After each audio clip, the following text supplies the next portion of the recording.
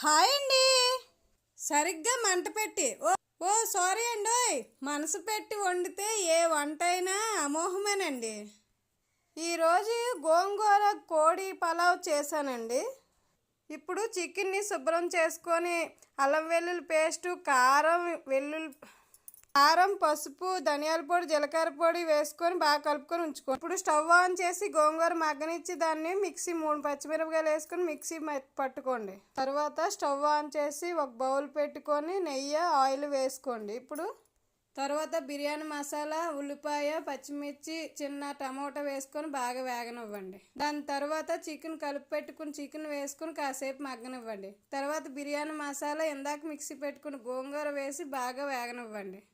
తర్వాత రైస్, కొత్తిమీర వేసి బాగా కలుపుకొని వాటర్ వేసుకొని అలాగా 10 మినిట్స్ ఉడకనివ్వండి. తర్వాత 15 నిమిషాలు సిమ్లో పెట్టుకోండి. అంతే.